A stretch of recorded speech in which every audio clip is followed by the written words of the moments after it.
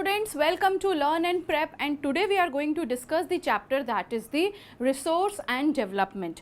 Resources क्या होते हैं और किस तरीके से वो as the essential part in the development play करते हैं, basically इस chapter में हम ये देखेंगे. Moreover, जो humans हैं उनका क्या role होता है in both of the things, like in the part of the resources and also in the part of development, क्या वो रोल प्ले करते हैं, पूरी की पूरी चीज़ें इस चैप्टर से हमें पता चलेगी. So first thing what we are going to see is कि रिसोर्स जो हैं वो होते क्या हैं. तो पहली चीज़, रिसोर्स क्या होते हैं? Everything available in our environment. कोई भी चीज़ हो जो हमारे एनवायरनमेंट में अवेलेबल है, which can be use to satisfy our needs, provided technologically accessible, economically feasible and culturally acceptable, can be termed as the resources. तो mainly अगर हम resources की बात कर रहे हैं तो every single thing, whatever which is available in the environment and it is very much easily or feasible to use technology wise भी या resource wise भी या development wise भी, तो यहाँ पर उन चीज़ों को हम क्या define करते हैं? We define them as the resource. कोई भी चीज़ हो, ठीक है. The process of transformation of things available in our environment involves an interactive relationship between nature, technology and the institution. मतलब तीन चीज़ों का sum up है. अगर हम इसमें देखें, अब हमारे डायग्राम को देखें तो here one is the nature, other is the technology and third one is the institution which is totally related to the human beings.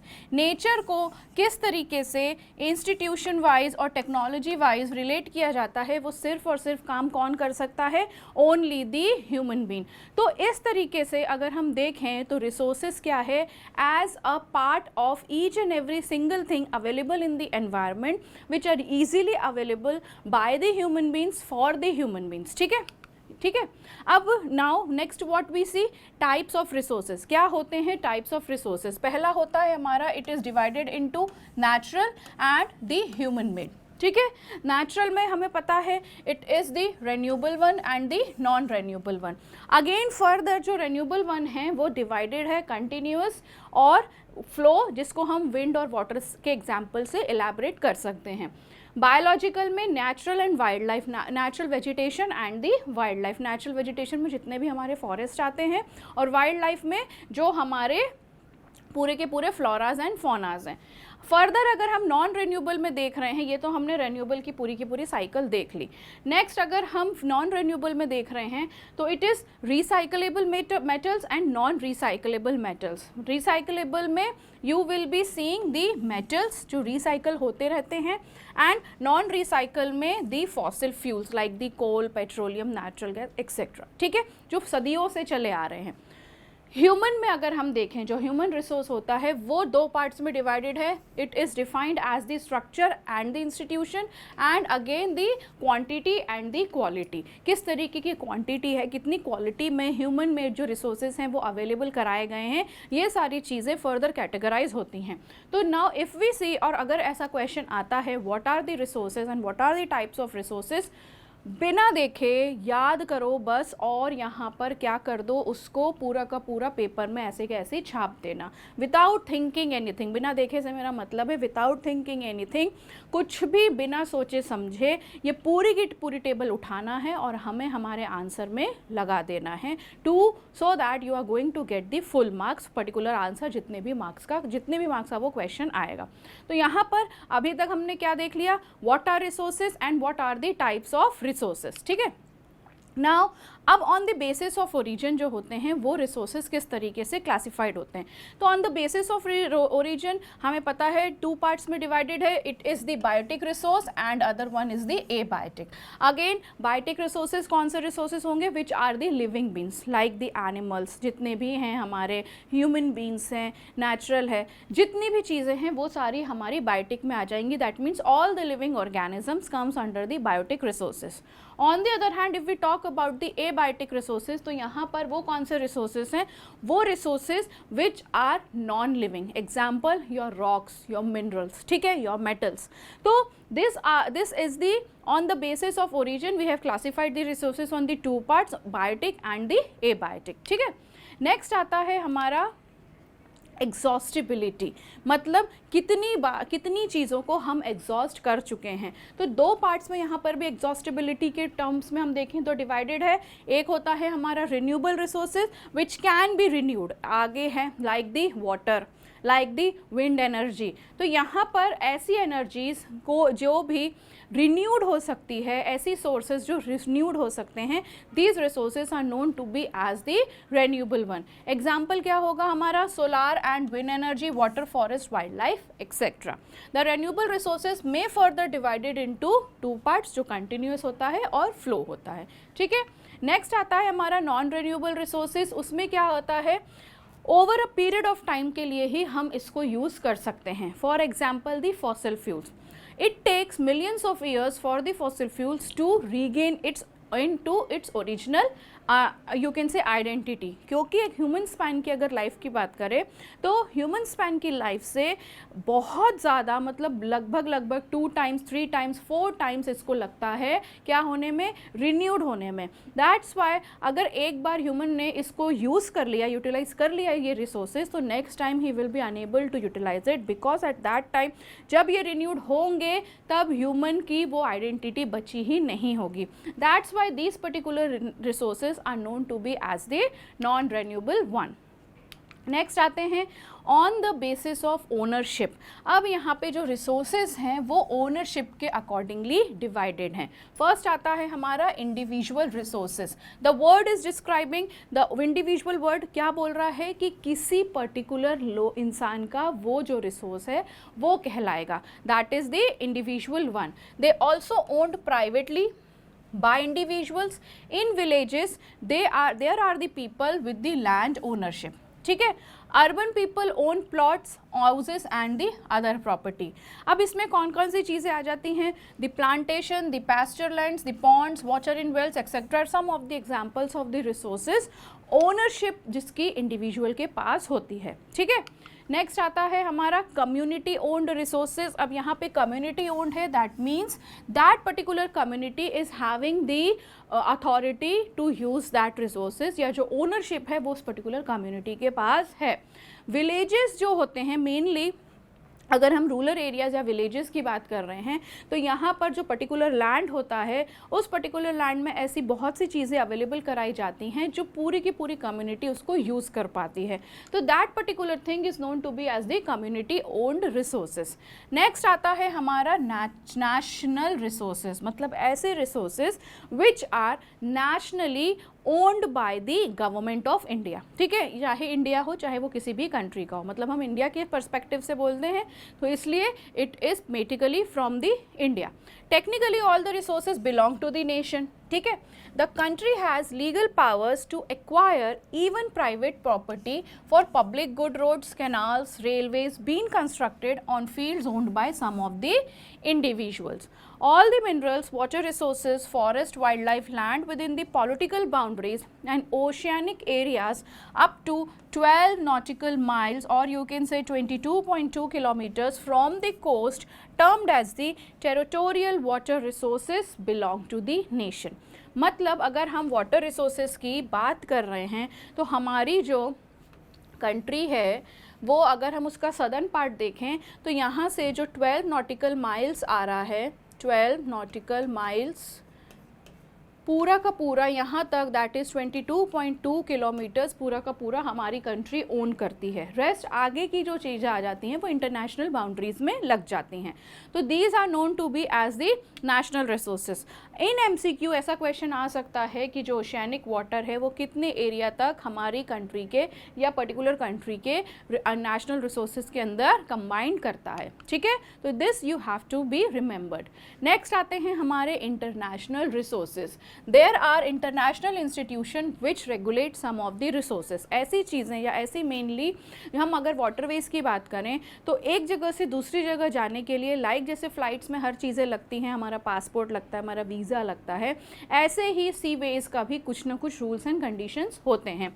अगर हम ओशन की बात करें तो no individual country can utilize these without the occurrence concurrence of international institutions. तो यहाँ पर without the prior information. International bodies में अगर हम एंटर कर रहे हैं तो इंटरनेशनली वहाँ पे भी परमिशन लेनी पड़ती है। On the basis of status of development, अब यहाँ पर आता है स्टेटस ऑफ डेवलपमेंट। डेवलपमेंट का जो स्टेटस है वो किस हद तक है। पोटेंशियल रिसोर्सेज पहली आती हैं उसमें, potential, the resources which are having some kind of potential. For example the western part of India, particularly Rajasthan and Gujarat, have enormous potential for the development of wind and solar energy, but so far these have not been developed properly।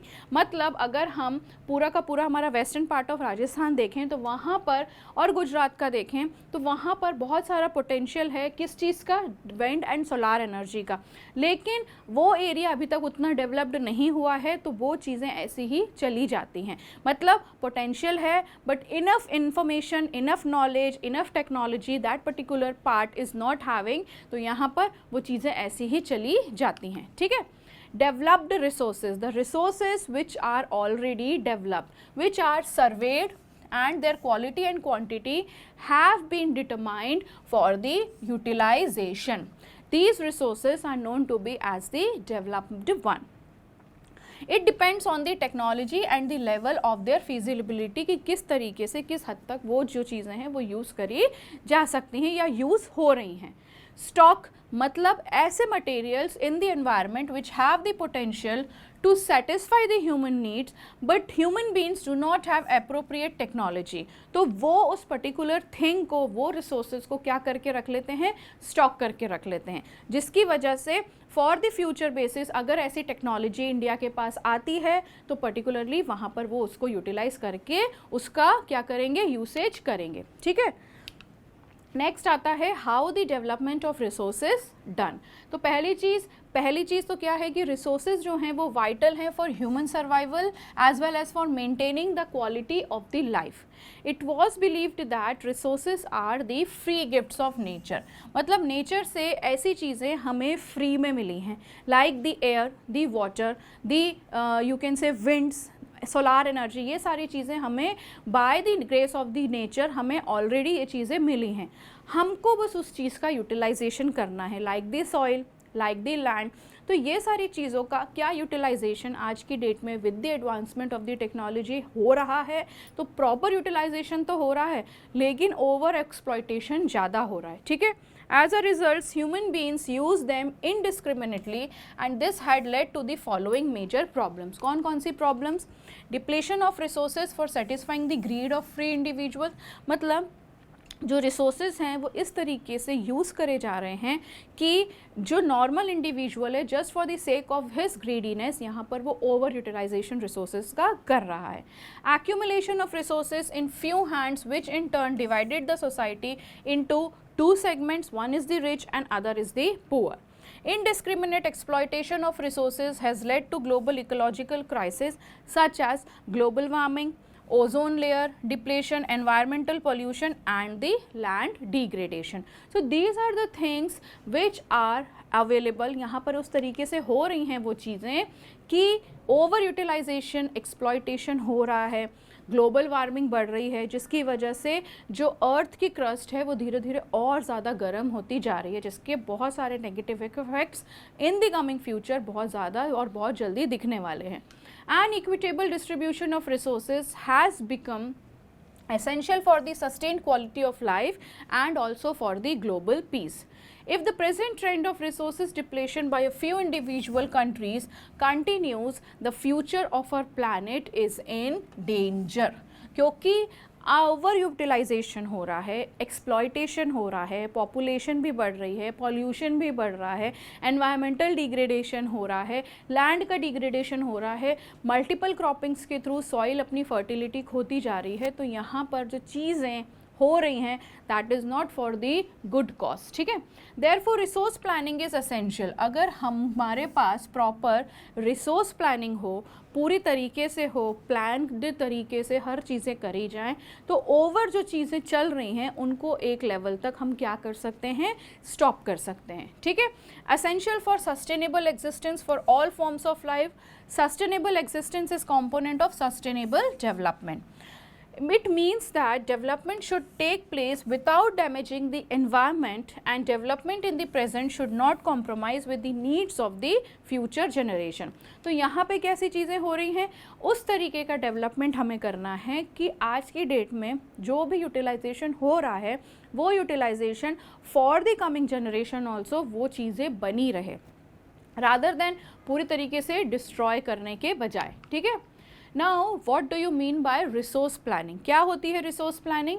It is widely accepted strategy, has importance in a country like India, which has enormous diversity in the availability of the resources. These are the regions which are rich in certain types of resources but are deficient in some other resources. मतलब India एक ऐसी country है जहाँ पर हर तरीके की availability of resources you can easily find. बस उसको किस वाइज तरीके से हमें यूज़ करना है, यूटिलाइजेशन करना है, वो प्रॉपर प्लानिंग के थ्रू ही क्या हो सकता है, फुलफिल हो सकता है. There are some regions which can be considered self sufficient in terms of the availability of resources, and there are some regions which have acute shortage of some vital resources. For example, the states of Jharkhand, Chhattisgarh, Madhya Pradesh are rich in minerals and the coal deposit. तो वो particular area पूरा का पूरा कौन सा कहलाता है, coal deposits मिलते हैं वहाँ पर, और वहाँ पे माइनिंग्स होती है, कोल निकाला जाता है, फिर उसको आगे फॉरवर्ड किया जाता है. Same way Arunachal Pradesh has abundance of water resources but lacks in infrastructure development. ठीक है. The state of Rajasthan is very well endowed with solar and wind energy but lacks in water resources. तो ऐसे parts of the countries हमारे India में हैं जो कहीं ना कहीं किसी न किसी पार्ट से लैक करता है, लेकिन जो भी पार्ट उसके पास है उसका क्या वो प्रॉपर यूटिलाइजेशन कर पाता है. तो sometimes you can say yes, sometimes you can say no. Why? Because sometimes with the proper resource planning यहाँ पे चीज़ें यूटिलाइज्ड हो रही हैं और इन अ प्रॉपर वे चल रही हैं, और आगे for the coming generations also इसका यूटिलाइजेशन होता रहेगा. But where there is no proper planning, तो वहाँ पर मैटर ऑफ कंसर्न बनता है. Like the coldest desert of Ladakh is relatively isolated from the rest of the country, but it is very rich in its cultural heritage. It is deficient in water, infrastructure and some vital minerals. तो यहाँ पर इन चीज़ों की कमी है. This calls for balanced resource planning. तो जहाँ पर जो particular resource की need है लेकिन उसकी कमी है, तो proper balanced resource planning के थ्रू यहाँ पर वो चीज़ों की fulfillment हो सकती है. ठीक है. Now, how the resource planning works in India? When it comes to the resource planning, पहली चीज़ तो क्या है, यहाँ पर वो क्या तरीके का प्रोसेस कन्फर्म करता है. It is a complex process. जो क्या इन्वॉल्व करता है, which involves identification and inventory of resources across the regions of the country.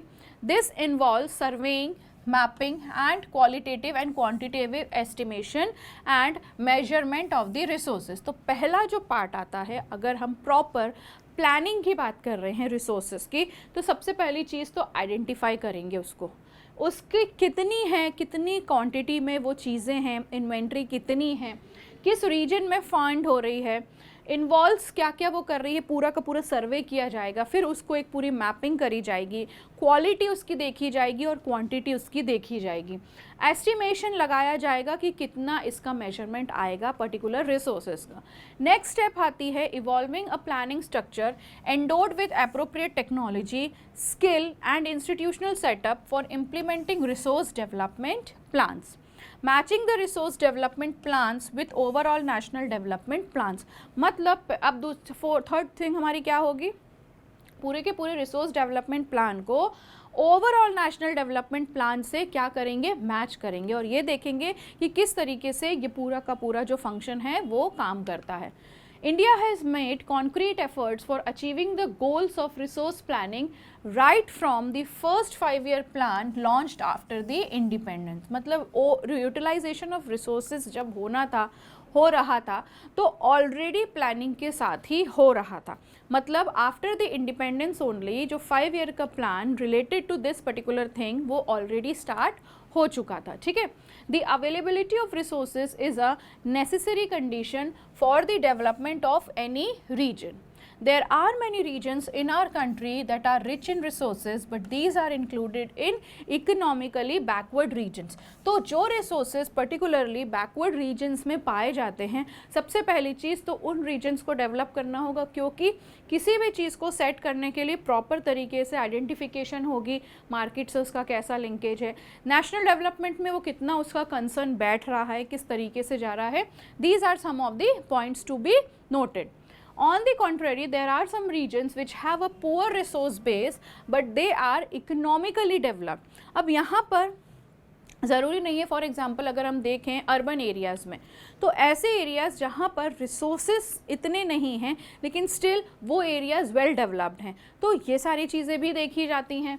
The history of colonization reveals that rich resources in colonies were the main attraction of the foreign inventors. ठीक है, it was primarily the higher level of technological development of the colonizing country that helped them to exploit the resources of other regions and establish their supremacy over the colonies. Therefore, resources can contribute to development only when they are accompanied by the proper technological development and institutional changes. तो दो चीज़ों में ही पूरी की पूरी वो development पे focus करता है. पहली चीज़ तो क्या होगी, टेक्नोलॉजिकल डेवलपमेंट कितना है पर्टिकुलर रीजन में या उस कंट्री में. दूसरी चीज़, किस तरीके के इंस्टीट्यूशंस हैं जो इन चीज़ों की नॉलेज देते हैं और नॉलेज प्रोवाइड करने के बाद ये सारे काम करे जाते हैं. India has experienced all these in different phases of colonization. Therefore, in India in general and resource development particular does not only involve the availability of resources but also the technology, quality of human resources and the historical experiences of the people.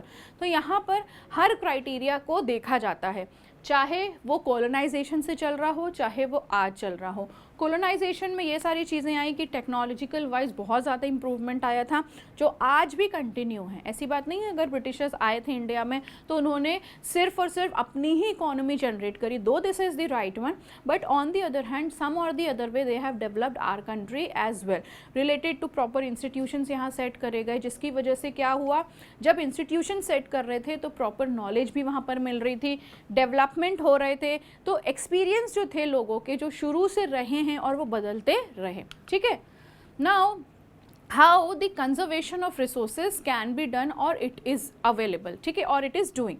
Resources are vital for any development activity, but national consumption and overutilization of resources may lead to socio-economic and environmental problems. तो यहाँ पर conservation of resources क्यों है, पहली चीज़ जो overutilization of resources हो रहा है उसकी वजह से वो क्या conflicts आते हैं, social, economic and environmental degradation होता है. To overcome these problems, resources conservation at various levels is important. पहले आती है हमारी लैंड रिसोर्सेज, किस तरीके से उनको ओवर यूटिलाइजेशन से बचाएं. India land is a natural resource of utmost importance. It supports natural vegetation, wild life, human life, economic activities, transport and communication system. मतलब लैंड एक ऐसा एसेट है जिसमें every single particular thing is available and the work is going on. अगर आज हम खड़े भी हुए हैं like the way we are standing also, so here हम लैंड पे ही खड़े हैं, मतलब उस लैंड का यूटिलाइजेशन किस किस तरीके से है आप इमेजिन कर सकते हो. For the agriculture process, for the living purpose, for the economically अगर हम किसी चीज़ को जनरेट कर रहे हैं उसके लिए, ट्रांसपोर्टेशन के लिए, कम्युनिकेशन के लिए, हर एक चीज़ के लिए लैंड एक ऐसा रिसोर्स है जिसका यूसेज बहुत ज़्यादा नंबर्स में होता है. मतलब अर्लियर अगर हम देखें तो जो फॉरेस्ट का कवर था वो बहुत ही ज़्यादा हुआ करता था, लेकिन with the changing environment, developments हुए टेक्नोलॉजिकल वाइज या हर तरीके से, तो जो लैंड का जो फॉरेस्ट एरिया था वो कम होते होते होते होते पूरा का पूरा जो लैंड है वो एक अर्बनाइजेशन में फैलता गया. Even in the rural parts of the country also, वहाँ पर हर तरीके की फैसिलिटी आज की डेट में every single person is enjoying. However land is an asset of a finite magnitude. Therefore, it is important to use the available land for various purposes with careful planning. किस तरीके की planning? जो India है उसका जो land है under a variety of relief features है, namely the mountains, plateaus, plains and islands. तो इसकी जो रिलीफ फीचर हैं वो इस तरीके के हैं। About 43% of the land area is plain, मतलब पूरे प्लेन एरिया की बात करें तो पूरा का पूरा 43% एक पूरा का पूरा प्लेन एरिया है, which provide facilities for agriculture and also for the industry. Mountain का जो रीजन है अगर हम इधर देखें तो 43% तो हमारा क्या आ रहा है, प्लेन।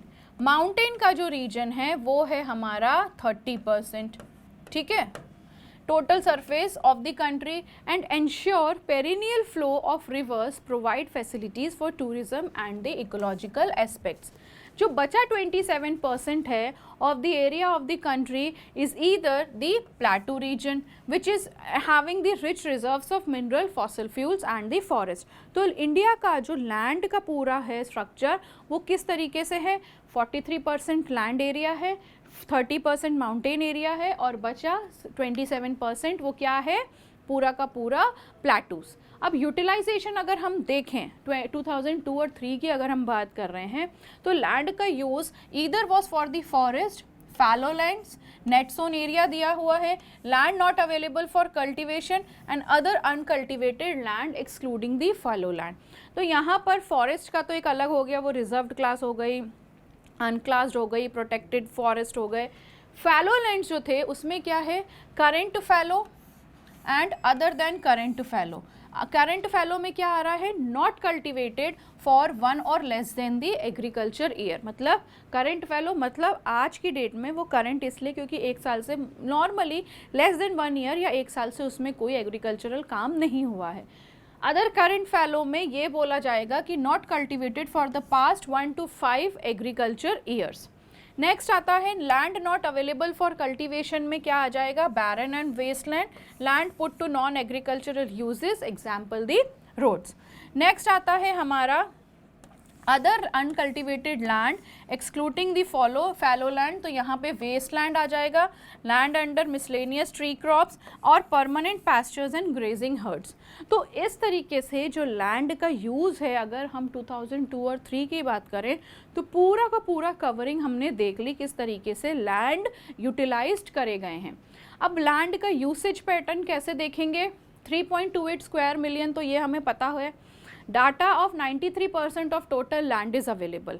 तो पूरा का पूरा जो ये लैंड है अगर हम इंडिया की ही बात कर रहे हैं तो ये 90, क्वेश्चन पूछोगे कि ये 93% ही क्यों लिया है आपने, बचा 7% कहाँ है। तो बचा जो 7% है वो जम्मू कश्मीर और पाकिस्तान वाला रीजन ले लिया है, हम इंडिया का पूरा लेके बैठा हुआ है। तो इसलिए इंडिया का जो नेट सोन एरिया हम कैलकुलेट करते हैं वो 93% ही कैलकुलेट होता है, जिसमें you can see the figures कि किस किस तरीके से जो यूटिलाइजेशन है, फॉरेस्ट हो गए, लैंड हो गए, फैलो लैंड हो गए, करंट फैलो और ये सारी चीज़ों को कम सम अप करता है, ठीक है। नेक्स्ट आता है हमारा land degradation. Now what are the most important parts of the, या यूज ये बोल सकेंगे कि लैंड डिग्रेडेशन का मोस्ट इंपॉर्टेंट थिंग क्या है। It refers to the depletion of the land due to faulty agriculture practice, overgrazing, deforestation and the mining. तो इन वजह से क्या होता है, हमारा लैंड का डिग्रेडेशन होता है। अब कॉसेस क्या हैं, there are 2 types of causes, one is the natural cause and other is the human cause. Natural cause में various natural agents such as wind, water etcetera, तो ये तो नेचुरल कॉज हो गए जो लैंड का डिग्रेडेशन करके चले जाते हैं, इनका कोई कुछ नहीं कर सकता, ये ऑटोमेटिकली आते हैं और सारी चीज़ें उठाकर वैनिश कर ले जाते हैं पर्टिकुलर एरिया से। ह्यूमन कॉज सबसे ज़्यादा है, देख लो कितनी सारी लिस्ट है। ह्यूमन कॉज में सबसे ज़्यादा क्या है, deforestation, overgrazing by animals, careless management of forest, mining and industry, over irrigation leads to increase in salinity and alkalinity in the soil. So these are the things which are done by the humans. Human cause सबसे ज़्यादा है, natural cause का हम कुछ नहीं कर सकते, it is done by the god's grace या नेचर के थ्रू ही हम बोल सकते हैं। लेकिन जो डिफरेंसेस, जो causes done by the humans, उसका हम कुछ ना कुछ कर ही सकते हैं and that has to be done. Most important जो सेकेंड पार्ट है वो आता है mining. Mining and industry as a major cause of the land degradation. किस तरीके से? क्योंकि माइनिंग एरियाज इतने ज़्यादा अफेक्ट कर देते हैं आसपास के लिविंग्स को, मेनली जो वाइल्ड लाइफ होती है वो सबसे ज़्यादा सफ़र करती है, क्योंकि पूरा का पूरा माइनिंग एरिया को जो वाइल्ड लाइफ सेंचुरीज जो जिससे जुड़ी, फॉर एग्जांपल दी बक्सा टाइगर रिजर्व है, जो वो पूरा का पूरा वहाँ से एनिमल्स को फ्रीली मूव वो नहीं कर पाते, वो कहीं ना कहीं किसी ना किसी तरीके से या तो हंटिंग या किसी का शिकार हो ही जाते हैं। Mining sites are abandoned after excavation work is complete, leaving deep scars and terraces of the overburdening. Mineral processing, grinding of limestone, ceramic industry releases a heavy amount of dust which later settles down in the surrounding areas. तो इस तरीके से mineral industries इतना ज़्यादा effluents face करती हैं, जिसकी वजह से जो भी पोल्यूशन क्रिएट हो रहा है वो आसपास के एरिया बहुत ज़्यादा क्या करते हैं, कंटामिनेटेड फील करते हैं।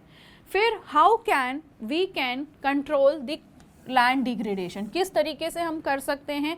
सबसे पहली चीज़ तो हम क्या कर सकते हैं, एफॉरेस्टेशन हो गया हमारा, प्रॉपर मैनेजमेंट ऑफ ग्रेजिंग, जो एनिमल्स ग्रेज कर जाते हैं जगह जगह पर कहीं पर भी, तो उसके लिए प्रॉपर मैनेजमेंट हमको चाहिए कि हो।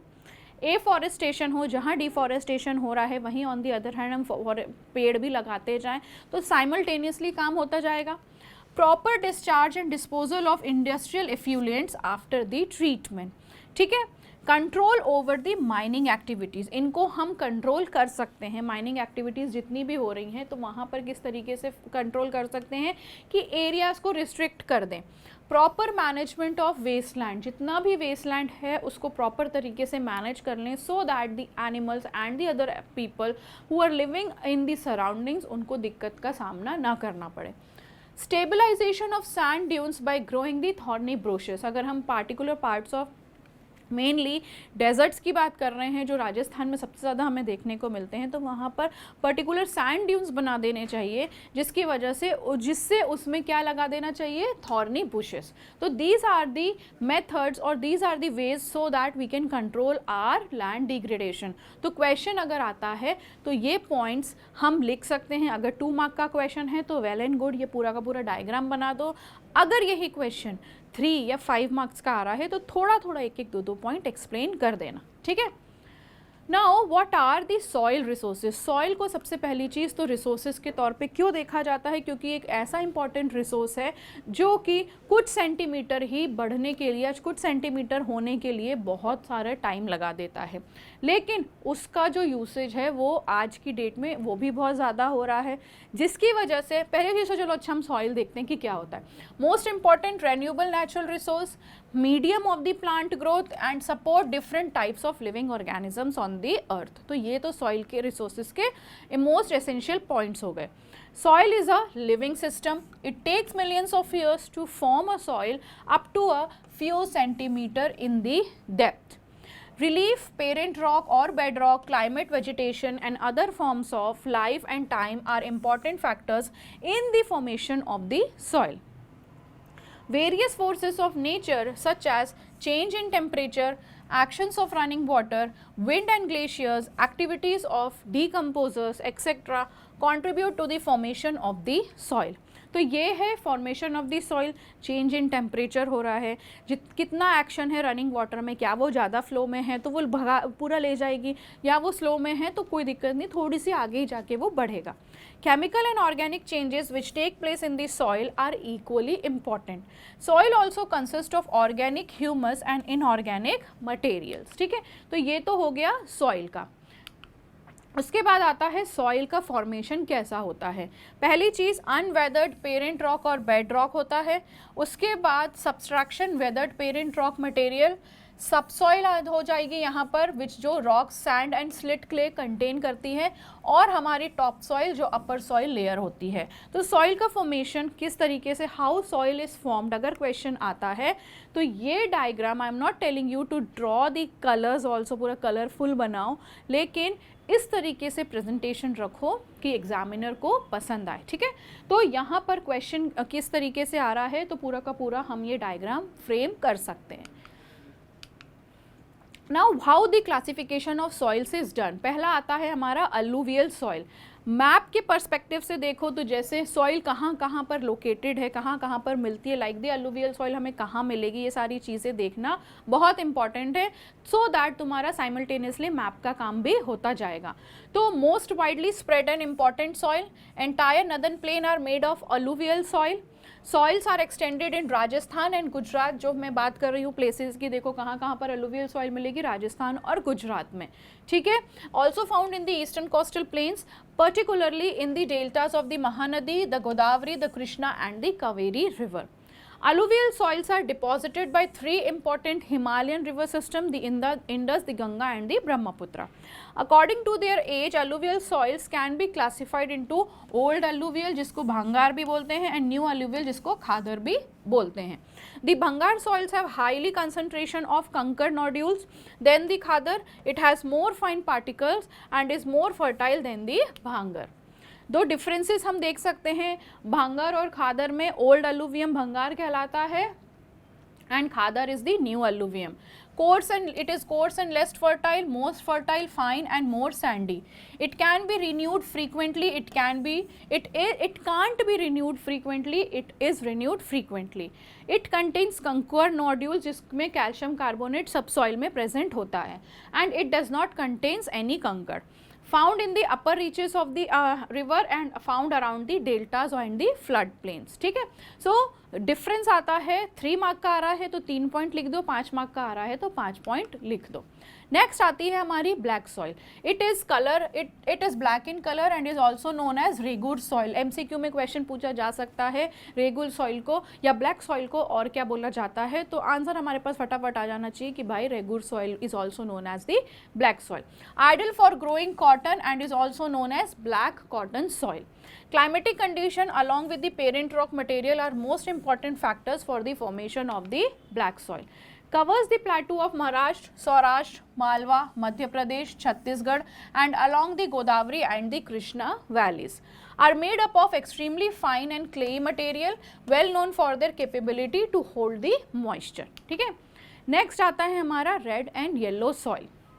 Develops in crystalline igneous rocks in areas of low rainfall. जहाँ पर लो रेनफॉल रहेगी तो मेनली वहाँ पे रेड एंड येलो सॉइल हमें मिलेगी, और वो कहाँ कहाँ पर है, eastern and southern parts of the Deccan plateau. Found in the parts of Orissa, Chhattisgarh, southern parts of the middle Ganga plain and along the predominant zone of the western Ghats. These soils develop. अभी reddish colour क्यों होती है, क्योंकि diffusion of iron in crystalline and metamorphic rocks looks yellow when it occurs in a hydrated form. तो जब ये yellow कब form होगी, जब ये एक हाइड्रेटेड फॉर्म में हमें दिखाई देगी. ठीक है. लेटरीट soil develops in areas with high temperature and heavy rainfall. Humus content of the soil is low. Laterite soils are suitable for cultivation with adequate doses of manures and fertilizers. अब ये कहाँ कहाँ पर फाउंड होते हैं, in Karnataka, Kerala, Tamil Nadu, Madhya Pradesh and the hilly areas of Orissa and the Assam. तो ये हमने देखा लेटरीट सॉइल. नेक्स्ट आती है हमारी arid soil. Ranges from red to brown in color, are generally sandy in texture and saline in nature, lacks humus and the moisturizer. ठीक है. Moisture. The lower horizons of the soil are occupied by conker because of the increasing calcium content. Downwards restricts the infiltration of the water. After proper irrigation, these soils become cultivable. तो यहाँ पर different variety of soil से इसमें समझने की कोई ज़रूरत नहीं, इसमें सिर्फ अंडरस्टैंड करने की ज़रूरत है कि ये वाली पर्टिकुलर सॉइल है, ये पर्टिकुलर सॉइल इस तरीके से यूज़ होती है, इस सॉइल का ये यूसेज है, कहाँ पर फाइंड होती है. मोस्ट इंपॉर्टेंट थिंग इसमें ये सबसे ज़्यादा ज़रूरी है कि ये जो सॉइल्स हैं ये कहाँ पर हमको मिलती हैं.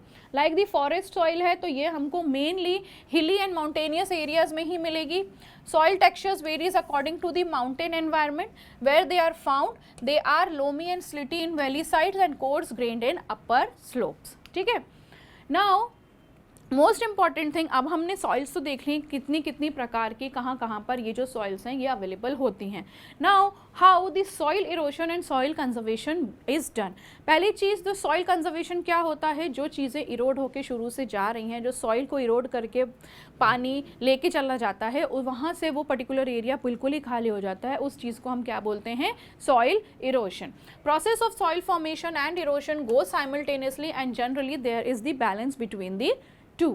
Sometimes this balance is disturbed due to the human activities like deforestation, overgrazing, construction and mining etc., while natural forces like wind, glacier and water lead to the soil erosion.